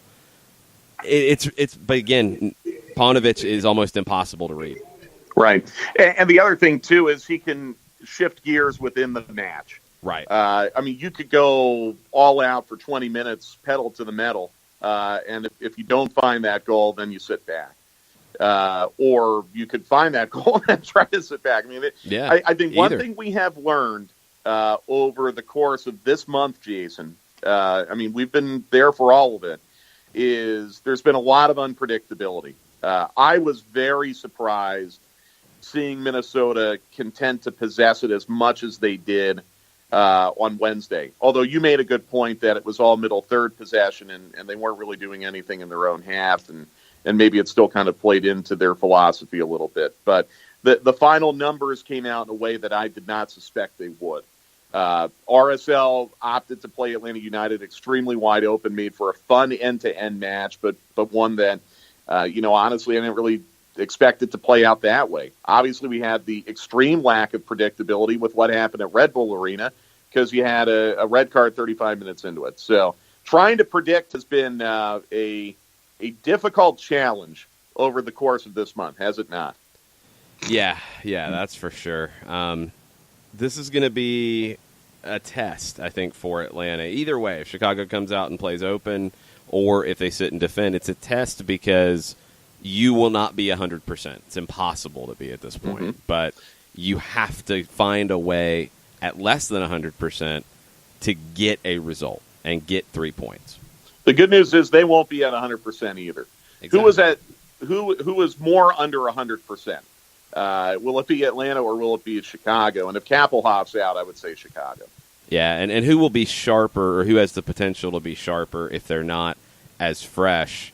I think it's Atlanta. I think they have more options. So this feels like a game that if Atlanta is, kind of the team that we think they are, a contender in the Eastern Conference, this is a game you find a way to win. No doubt. Yeah, it's a prove-it game. It'll do a lot to ease the nerves of the few fans out there that are still insisting that Atlanta United has, quote, not beaten anyone good during this stretch, unquote. You're playing MLS competition every 3 nights. Trust me. What they've done so far during the stretch has been just fine. But, this would be another win against a team that's currently above the playoff line. It would be a result that no hater could throw cold water on, especially with what they've had to do over the last couple weeks. It's going to be fun tomorrow. Final one for a little while. Exactly. Go ahead. One more, John. Well, no, I was just going to say, but you're going to have, sadly, those individuals who are going to do it anyway. Regardless of result, you're going to have that pocket of folks who will never be satisfied. Well, let them be dissatisfied then. I'm enjoying this run. Quite honestly, I'm enjoying this more than I enjoyed last season to this point. Because at a certain point, when it's just win, and it's not challenging, it gets to be a little bit static. and you start taking things for granted. And I'm not trying to compare last year to this as far as the level of effort and fight and all of that. But, man, I'm seeing a ton of fight out of this 2019 group, and it's been a lot of fun to see. And it's been a lot of fun to see this group proving its doubters wrong on the pitch. And its doubters locally, and its doubters nationally. And you don't need an MD to see the level of disdain that is being thrown at Atlanta United right now from certain corners of the MLS national media. It makes results like what they got Wednesday all the more satisfying. It does. It's going to be a fun one on Saturday. I think we'll have a lot to talk about next week after this one as we look at the Eastern Conference table. Mike, thanks for the time this morning. See you tomorrow at the Benz. All right, guys. Can't wait. See you there. Be good. Take a quick break. We'll be back with some of your questions on the Twitters right after this. Today's show is presented by Appolinsky & Associates, personal injury lawyers with over 30 years of experience, supporters of Atlanta United, Faction, and Inter-Atlanta Youth Football Club. If you've been hurt in a wreck, contact Steve today at steve@aa-legal.com or call in 24/7 at 404-377-9191. The initial consultation is free. A ranger station. I'd like to report a bear hug. Okay. I put out my campfire and Smokey Bear hugged me. So you drowned the fire, you stirred it, drowned it again, and felt that it was cold? Uh-huh. Yeah, he's just letting you know you did good. Bear hug from Smokey Bear. Status update. I'm gonna let you go now. There are many ways to start a fire, but one sure way to put it out.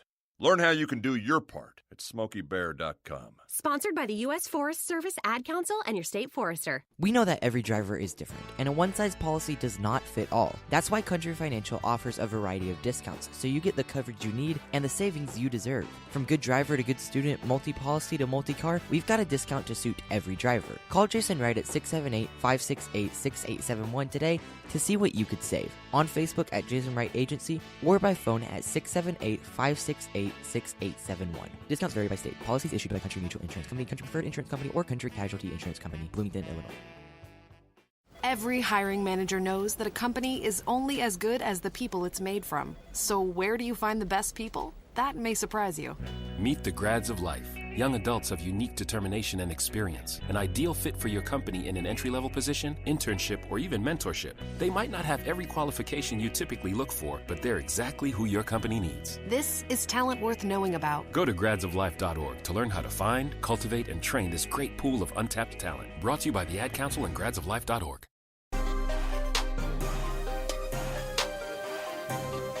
Welcome back. Soccer Down here, May 31st edition of the show. Match day tomorrow with the Chicago Fire coming to town. Kickoff is listed at 6 o'clock. It is an Univision game. It could be a little bit later of a kickoff. The doors will open at 3 o'clock for the Champions League final. It'll be on the Halo board. It'll be on all the TVs all around the venue. So come on in, get into the air conditioning early, watch the Champions League final, and then get ready for Atlanta United. We'll be on the air at 5:30 on 92.9 The Game, the radio.com app, and on the Atlanta United app as well. We've got some questions from you guys on the Twitters, and let's get to a few of those right here. Okay, well, I was going to say, but we're also up at, 2:30? Is that what we've decided? Yes, 2:30 for the Tailgate Show presented by Appolinsky and Associates. And we'll be at the faction section of the Gulch, and looking forward to catching up with everybody there. Daniel Price. Who's going to win tomorrow, and tell me why it's Atlanta United 3-0? Unfortunately, I think Chicago just comes here and bunkers in hopes of grabbing a point with their tired legs. PT needs to show tomorrow night to break it. Yeah, I'm not as optimistic as Mike was about Chicago's intentions here. I do think they're going to sit back and park numbers behind the ball and try to clog the midfield. So, yeah, you're going to have to break that down. And if it's Raheem Edwards and Pity Martinez on that side, I really like Pity's chances 1v1 with a poor 1v1 defender. I like Dion Pereira's chances on the other side against a backup right back. That's been the issue for Chicago, in my mind, is that they went out and they've upgraded at center back. They get Calvo that gives them some possibilities to move things around at center back. But if you play Calvo at left back, he's more of a center back than a left back. And you're playing players out of position on the outside. And that seems like an opportunity for Atlanta to break them down. And the midfield trio on Wednesday was really good with Remedi, Nagbe, and Gressel. Can they give you, 75% of that again? Are they able to do that? If they can, I think it's enough to beat Chicago. And I don't know about 3-0. Could be, but I'm going 2. I think they control the game pretty well, and Chicago really doesn't get a whole lot of opportunities. Eric Schwartz says, let's not lose sight of the 4 minutes Dane Breckenshea spent as captain of the team. The team is averaging 22.5 goals per 90 minutes with Breck holding the captain's armband. #math. Eric is obsessed with this, and I do think there are some questions about did Breckenshea actually have the captain's armband.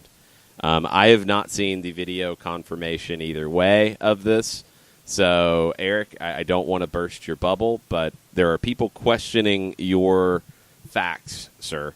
So we might need some video or photographic evidence of such things. Let's see. And Thomas, you are correct. The hamster was running on the wheel in my head as I was looking over fantasy options. That was true. It still is true. Tripped actually. A few times. True, but right now we've settled on Andy Ivan for the Red Bulls. That's a good pick. Yeah, that's a good one. The hamster can stop. Let's see. Thomas Gawin. And it goes back to the discussion with Tafka about playoffs and 1 in and 1 out and home and away and only one and all that kind of stuff. We did, though, but more important, regular season. Yeah, we did. Okay. Yeah. Then Swixter says the solution is just to eliminate the playoffs. Nope. Because then you have to play, right now, you would have to play, a 46-game regular season to truly define a champion without playoffs. And he did, and then he finished off his statement by having the upside-down smiley face emoji. Yes. And the let it burn gif. Yes. So that's Not where happening. He but was. It's a good laugh. I do enjoy the laugh. Yes. John Nason. Think the playoffs remain the same next year with 2 more teams coming in? ? How does that work into the regular season schedule with potentially 37 or 38 games needed to play everyone? #MLS must already have an idea. Shrug shoulders emoji. Yeah, they have to have an idea, that's for sure. I think the playoff format stays the same. The league schedule format is the one that I have questions about, and I'm not sure how it's going to work out. I don't know if they're going to be able to stick to 34 games, and that's going to be the question. But the playoff format, I think it was created with expansion in mind, with more teams coming in. So I think the playoff format stays the same out of it. Daniel says, are we keeping up with the U20 World Cup? What happened to Honduras yesterday? I'm looking forward to what Barco brings today. Super happy the USA made it through to the round of 16. Yeah, Honduras got run off the field. I didn't get a chance to see it, but when you give up a 9-goal performance, triple hattie. It was a triple hat trick. And you had 2 red cards. You had one in the 57th minute, but by that point, it was already, I think, 7-0. And then the other red card was in stoppage time. It's just a sad day for Honduras. Tafka, based on your comments from hour number 1, he says, I feel as though I'm viewed as this big illogical rage machine. I hope that's not the case. I'd like to consider myself as passionate. #Tafka cares. Passionate, yes. Occasionally ragey, but that's okay. We all get occasionally ragey. Yeah. Shiva, am I being biased, or does it feel that Atlanta got the worst schedule of all? We get almost 1 month with only 1 game, and then 2 games in 3 days, and the boys have to now play on tired legs in front of 70,000. Not good, MLS. Yeah, the schedule's bonkers. The June part of it is fine because of the Gold Cup break. So having that long of a break after this one, that's fine. That part I'm okay with. But the schedule and the amount of travel within it has not been equal, in my opinion. and 5 times in a row where you're playing a team with more rest, that's the part that's kind of unforgivable to me. Like, you just can't allow that to be the case. So, yeah, I think the schedule was the most difficult, and I think they've come out of it really, really well. Then we got into the whole, when we were discussing in hour number 1 and we were including juice box numbers with all of our selections, and my brain trying to come up with Andy Ivan as my substitute for somebody to get numbers instead of Piatti. Matt Probably says, I'm pretty into MLS fantasy and I generally do really well. Are you in the fantasy league with us? At Jason Wright with a WAGEN on Twitter. Join the fantasy league if you haven't. But it's largely just because I go very conservative to minimize the chaos and pay attention on game days, 90% of why I'm good. Every time I even think about playing daily fantasy sports, I laugh at myself for even considering it. Yeah, fantasy's tough. Like daily fantasy to me for MLS, I actually like the format a little bit better. Because I think it's just, my favorite fantasy sports option is the NFL.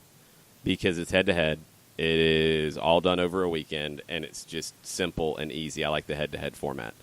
I like that you do a draft, and I like that setup. I like it better than the salary cap way that you do soccer fantasy. So daily fantasy is a little more fun for me in that regard. But it's a challenge because you have to think about it differently. You're not thinking about players and their importance to a team. You're thinking about their importance in the fantasy perspective. And those are not always the same thing. So it can be really challenging. Which reminds me, before the end of the show, do we need to do another Prize Picks update? Yes, we will run through the Prize Picks board in just a bit. Okay.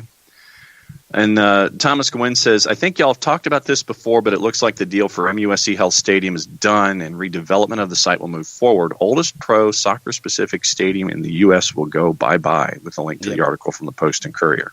Yep. I mean, the two that opened around the same time, Charleston and Columbus, will both be leaving us over the next couple of years. I think it'll be better for the Battery to be downtown. I really do. Although that stadium is a great facility, the location has hurt them over the years. Their attendance just has not really gotten to where I feel like it could be. So being downtown should help. We'll see where they end up and how all that works out. That's going to be the key here. Is it's got to be a better situation than you're in right now. But I also, and I have nothing to go on from this other than past history and the way things have worked out in the USL before, would not surprise me to see, once USL League One matures a little bit, to see Charleston there. I think the size of the market and the local rivalries could end up being a better fit for them there. And I don't think the difference between Division II or Division III matters in terms of the fan base. I don't think it matters. There's a big difference in budgets, and that's going to be an issue. And it was an issue for Charleston in the past, in the old A-League, and they dropped down to USL Pro, which was essentially the same thing as Division II, Division III, as USL Championship, as USL League One. So it wouldn't surprise me down the road to see that happen. I don't know when. I don't know when USL League One is strong enough for that to be a good fit, but we saw Richmond do it. And it looks like we're going to see Rochester and Penn FC do it if they keep everything together. Richmond is a club that is very similar to Charleston.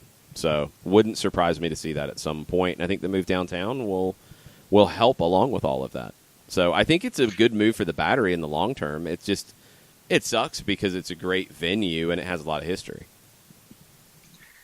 And programming note, on Charleston Battery Weekly, which will be out later today, we have an interview with President Mike Kelleher, and we kind of break down what the latest is with all of that. And it was good to catch up with Mike, with all the players on the road, going from Nashville up to their weekend match with Lou City. And so it's Poppy and it's Mike Kelleher this week on Battery Weekly, which will be out later today. Yeah, we'll get some nuggets on what's next for the Battery right then. The Colonel says sometimes players have a bad match for no apparent reason. Sometimes referees have a bad match. Sometimes Mike makes sense. Today was not his best effort. Shrug shoulders emoji. No, but that's the thing about Chicago. Like, could they come out and try to open it up and say, yeah, why not? Let's run and gun. They could, because they've done it before on the road. It's so hard to pick with these guys. I think with the injuries and the fatigue that they are going to sit back. That's my guess. I think they've been more successful sitting back on the road. But if they came out and played a 4-3-3-ish looking shape and played Nikolic in the middle with Sapong on one side, wouldn't shock me. But that's why I think Chicago is where they are. I mean, they feel like a very average team. They feel like a more talented team than the results they get. And at some point, you got to start looking at Veljko Paunovic on that one. The inconsistency hurts them. Yes. Katie Weaver this morning says, what are y'all going to miss talking about the most during the Atlanta United break? Guessing it's why isn't PT as good as Almiron and related conversation, winking emoji, enjoy the breather boys, hashtag 5-Stripe Friday. What breather? Possession. I will miss talking about possession. But, I mean, just because, with Atlanta United not playing, we got a lot of other stuff to talk about. So, we ain't going away. No. Because we got a lot of other stuff going on. So we'll be here. That is without a doubt. We will be here during the Atlanta United break. Jane Ames. If Atlanta is able to consistently break down low blocks and parked buses while keeping clean sheets at home, will that finally mean teams will have to start changing their tactics to actually play the game when they come to MBS? No, probably not. I mean, do teams go to the Etihad and say, all right, we can't bunker against them now, so we're going to play a wide-open 4-3-3? No, they don't. No, I don't think it really changes anything. I think teams who have the ability to open it up might say, well, we're not as good bunkering, and they're dealing with bunkers anyway. So, yeah, maybe in some cases it will force a good team to not bunker. But bad teams are going to bunker against good teams, period. That's just how the game's played, and that will continue to happen. So you get early goals, and you open that up whether a team bunkers or not. And on the Twitters, we are officially caught up, sir. All right, let's take our final break, and we'll come back. We'll talk a little prize picks and other such things right after this.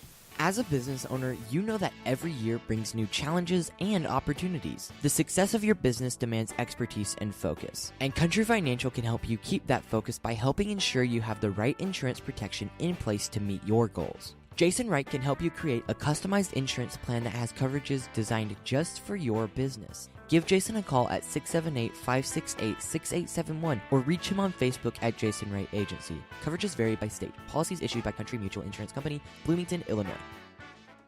Got issues with youth or high school sports? Positive Coaching Alliance can help. PCA is a national nonprofit working to transform youth and high school sports so that every child has a positive character-building youth sports experience.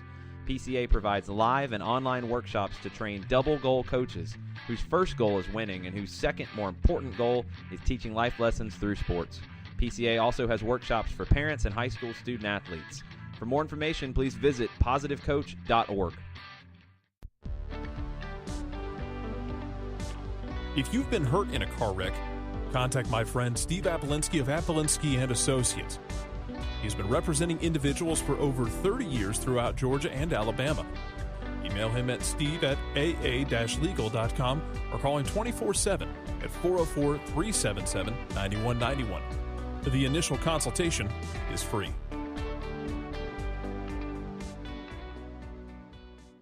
I adopted Bento in 2010 from a shelter. This cat makes me make art. He's always motivating me to draw pictures of him. He just is motivating artistically. He's my best friend, but a lot of people know him as Keyboard Cat. Keyboard Cat, YouTube star and shelter pet. Amazing adoption stories start in shelters. Start yours today. Visit theshelterpetproject.org to find a pet near you. Brought to you by Maddie's Fund, the Humane Society of the United States, and the Ad Council. Welcome back. Final segment, SDH, Friday, May 31st. One more game for Atlanta United in league play before they get a little bit of a break. But your tickets are available now at tickets.charlestonbattery.com for the U.S. Open Cup. It will be Tuesday, June 11th. You can watch on ESPN+. You can listen on 92.9 The Game, but you can get your tickets for MUSC Health Stadium right now. They are available as we speak. If you are thinking about it, you should be thinking seriously. Seriously, go think about it. I know it's midweek. I know it's a Tuesday. Make a little mini vacation out of it because from everything. Yeah. And considering that after this season, they won't be at MUSC Health Stadium. So it's a pilgrimage for one of the cooler venues that we have here in the United States when it comes to the sport. So if you're seriously considering it, seriously consider it. Yes, and you can listen to Mike and Jason on the radio.com app as well if you're going to go. Yes. You can listen in the venue. It'll be a little delayed, but we're sorry about that. Yeah, no, it doesn't quite end up working its way through real time, but nevertheless, if you're thinking of go because it's good stuff. Question from Daniel. To see a game. Go ahead. It is. Question from Daniel. Any news on the Gold Cup roster yet?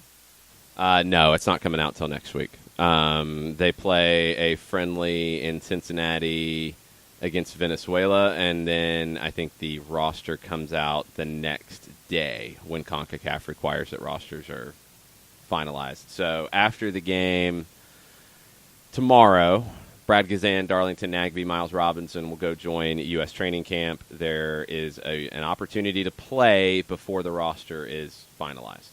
So that will be what Greg Berhalter is going to be working with here. I'll be curious to see if he plays guys who are on the bubble and then makes decisions based off of that performance. It's possible. Probably would use that myself. If they are part of that Gold Cup roster, obviously then they won't be part of the Open Cup roster. If they are not, then they could come back in and be part of your Open Cup team in Charleston. And all three of those guys would be very useful. All right, so now we are looking at. Are we going to do prize picks now? Yeah, let's hop into prize picks. Do we have anything else on the Twitters we need to hit? Nope. We are we are, as they say, caught up. They don't say caught up in that way. It's a whole different definition of what caught up means in that regard. So don't get it twisted, and don't use that in other ways because people might be looking at you funny. Oh, okay. That's news to me, but all right. So we have... You could say caught up in a way that would be very incorrect, and the way you said it, I would be a little worried about that. So, yeah, you might want to watch that one. Okay, good to know. I try to help. I do my best. Hey. All right, prizepicks.com. Use the code SDH when you sign up for the first time, and a quarter of your deposit will be matched. You'll get a free two-pick $25 play to roll out and see what you can get out of that one. You can pick from Major League Baseball, the PGA Tour, the WNBA, MMA, Major League Soccer, the NBA, tennis, esports, hockey. You got all of it. You can pick and you can mix and match. That one just blows me away. You can mix and match and see what happens with your esports picks. My esports pick of the week would be Dardez, who is with the Renegades. 57 points. That's a high number. I'm going to go with the under on Dardez for your esports pick of the week. You got me on that one, brother. On the MLS side, you have 16 players on the board. The ones that jump out to me as I look through them for the first time. Nani with an 8 in Montreal, under all day long. Take the under, take the under, take the under.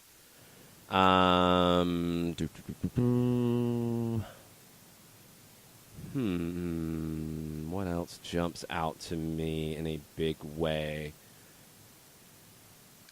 Wondolowski at 7. I want to go over. Rooney at 7. Josie Altidore at 6.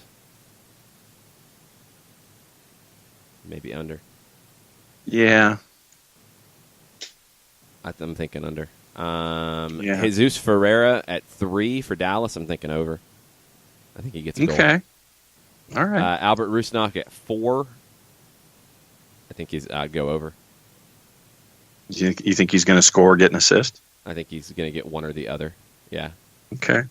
Safir Taider at 5. I kind of like the over. Over. Your Atlanta United related pick, CJ Sapong at 4, and Joseph Martinez at 7.5.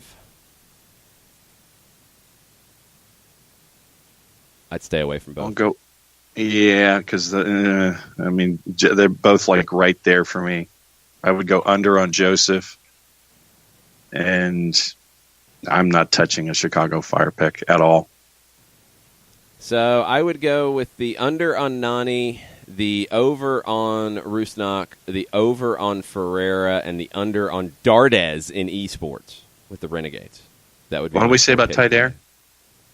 Taider, I'd go over, but I mean, you go wherever you want to go. It's 5 is the number. This to the guy who's having issues trying to figure out his fantasy team. Well, I mean, you got to make your own picks, John. You got to take a stand. Well, I did. That's why I went with Andy Ivan. All right, I think what's going to happen for you is I've seen a show that somebody is branching out and might be able to help you with some of these things, and I'm sure he would do a fantasy soccer show if he was paid to by the Paramount Network. The longtime host of a very entertaining show called Bar Rescue, John Taffer. So John Taffer, Bar Rescue. You've never heard of Bar Rescue? Mm-mm. John. You've never heard of John Taffer and Bar Rescue? Nope. Okay. You've heard of Restaurant Impossible? Well, the Gordon Ramsay stuff, yeah. Okay, that's not the Gordon Ramsay stuff. But you've heard of the Gordon Ramsay stuff, then Kitchen Nightmares? Yeah. Okay. The one where he goes into a failing restaurant and says, yeah, this is not working. I'm going to yell at you for a couple segments, and then I'm going to This is garbage! Yes. So you know that show. I know the Gordon Ramsay yelling at people shows, yes. Well, he there's a bunch of different Gordon Ramsay yelling at people shows. I mean, he had a hotel show where he yelled at people, too. But this... What does a cook know about hotels? What does a bar rescue guy know about marriages?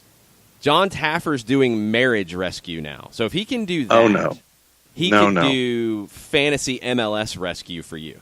So I'm going to call John Taffer, and I'm going to get him in charge of making your picks for prize picks and for MLS fantasy, so he can yell at you. Because he yells in a different way. He's very loud. I think he's louder than Gordon Ramsay. Is that possible? Maybe a little meaner, too. Not quite as funny. His metaphors are more colorful than Gordon Ramsay's? No, I didn't say his metaphors were more colorful. That's a whole different thing. I said louder and meaner. I was very specific. No, Gordon Ramsay... What are you? I'm an idiot sandwich. I mean, you can't get any better than that. He's had better. He's had better. But John Taffer, I did see the ad pop up on my Twitter for the Paramount Network, and now a person who has been honored in like Nightclub Magazine for bars and marketing and different things. I mean, he has the credentials in the bar world. I guess because he yells at people a lot, he is now doing marriage rescue. So I'm going to propose, and I'm going to find somebody to back this. Ooh, see, propose, marriage rescue. I get it. No, John. I'm going to pitch that John Taffer does a fantasy MLS show just for you. How does the National Spelling Bee have 8 co-champions? Because everybody wins, John. Everybody Whatever wins. happened to just the one dude getting the trophy? Or the person who wins getting a trophy? I think in this case they actually ran out of words. That was what I saw. They blew through the entire dictionary? They ran out of the words they had, and I guess they could not think on their feet to come up with more words. So, yes. They were Go out to the of library, words, so grab the dictionary, check it out, turn to a page. There's more words. You have a stage and cameras and stuff, so you can't just run to the library. Quality television. Take the wireless camera and the intern for the National Spelling Bee and follow them. And Do have you know it be where your live local TV. library is? Yeah. When was the last time you went to the local library? Well, that was when I had a library card. Now I actually just buy my own books. So 20 years ago. Guessing. More than that. Okay, fair enough. Like 600 years ago. I don't think the producers of the National Spelling Bee knew where to find a dictionary in the library. They could have used their If you're app the, on if you're their the phone. producers in the National Spelling Bee and you don't know where your local library is, or you don't have a dictionary on hand, should you be in charge of the National Spelling Bee? 8 kids won. They all won. 8? Kids. Yeah, they won. 8, not There were 1. 8 champions. 7 plus 1. It's virtually impossible to run out of words, but you decided, no, we're done. I think they just called it. I think they said that's enough. It's We're like not the Formula separating One you. race. It's like if it goes more than 2 hours long, then we just call it. Yep. Instead of having a winner decided by number of laps run, it's like, okay, we got a time limit. We got to go home. And that's probably what it was. Like, nah, we're done here. It's like, I got a dinner date. I'm out. 8 co-champions. You're really 7 upset more than about normal. this. But it's 7 more than normal. Yes. Hey, champion, 1. Instead, you have 8. How can you run out of words? That is virtually impossible. I don't know. We have news. Just asking. Oh, we have news. You can stop freaking out. We'll hit the air horn on this one. News from @ColumbusCrewSC. Federico Higuain will undergo ACL reconstruction and is expected to miss the rest of the 2019 season. Wow. That hurts. Yes. When you've won 1 of your last 9. Yeah. And your offense has gone kaput. And now you've lost your talisman. So, not good in Columbus. We'll see what the summer transfer window holds now. Yeah, it better hold somebody that you can get in there to put the ball in the back of the net. 8 of your last 9, and I don't see that changing this week. Higuain's not putting the ball in the back of the net, but he's creating opportunities for others to do it, and that's the bigger issue here. Is you're just not creating any chances for Columbus. It's going to be 9 of their last 10 after this weekend. It's very possible. It's not a definite, but it's very possible. Lots of games around the league. We'll be back on Monday to recap them, along with a recap of Atlanta and Chicago. We will have a tailgate show for you tomorrow at 2:30 on the Twitter page. So twitter.com/Soccer Down Here if you are not Twitter proficient. Otherwise, just go to the Soccer Down Here page on Twitter and watch the video when it comes up at 2:30. I'll make sure that it goes on the right page and not on mine this time, since I screwed up on Wednesday. It was hot. We were hiding in a car because it was stupid hot, and it was Soccer Down Here in the soul. Pretty much. So we will have the tailgate show tomorrow for you at 2:30 before your Champions League final kicks off at 3. Doors open at the Benz at 3, so you can come in and watch Liverpool and Tottenham. And then 5:30, we're on the air on 92.9 The Game and the Atlanta United app and the radio.com app for the Five Stripes Countdown. Just after 6 o'clock sometime, somewhere between 6:08 and 6:20, I would assume, will be kickoff. And we'll have an hour of the full-time report following the final whistle to recap everything from Mercedes-Benz Stadium and recap what's been a very hectic month for Atlanta United. There is a chance that they could be level for the top of the Eastern Conference at the end of the night. See how it goes. They're going to need some help in other results, and they're going to have to get 3 points against the Chicago Fire. Thanks, everybody, for listening. Thanks, everybody, for chiming in all week. Thanks for all of the support from our friends at the Jason Wright Agency and Steve Apolinsky with Apolinsky and Associates. We'll be back on Monday. Mucha plata, y'all. Mucha dictionary, y'all.